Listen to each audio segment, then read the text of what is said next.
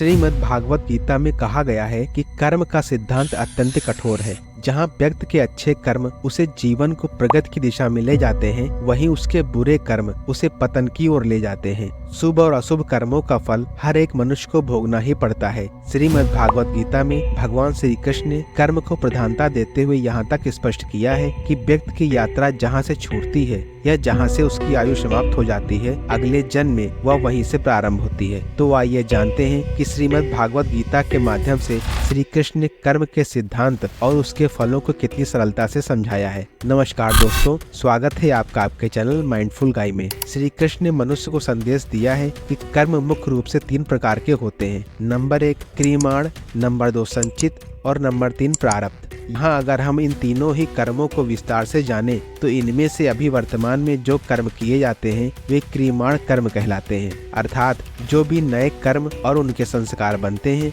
वे सब केवल मनुष्य जन्म में ही बनते हैं, पशु पक्षी आदि की योनियों में नहीं, क्योंकि पशु पक्षी आदि की योनियां तो मनुष्य को केवल उसके कर्मफल भोगने के लिए दी जाती हैं। दूसरा है संचित कर्म। संचित कर्म के अनुसार वर्तमान से पहले इस जन्म में किए हुए अथवा भूतकाल के मनुष्य जन्मों में किए हुए जो भी अच्छे या बुरे कर्म संग्रहित हैं वे संचित कर्म कहलाते हैं। अर्थात यदि किसी व्यक्ति को उसके अच्छे या बुरे कर्मों का फल इसी जन्म में नहीं मिल पाता है तो उसके अगले जन्म में उसे इन सब कर्म फलों को भोगना ही होगा, फिर चाहे किसी भी युग में या काल में उसका जन्म क्यों न हो। गीता के अनुसार तीसरा प्रमुख कर्म है प्रारब्ध कर्म। प्रारब्ध कर्म के अनुसार मनुष्य के संचित या संग्रहित कर्म फलों में से जो कर्म फल भोगने के लिए तय किए जाते हैं, अर्थात उसके जन्म, आयु और सुख दुख की परिस्थिति के रूप में देने के लिए सामने आते हैं, ये प्रारब्ध कर्म कहलाते हैं। अतः यहाँ हमें इस बात को जान लेना चाहिए कि परमात्मा के कानून के अनुसार ही हमें अपने पापों का फल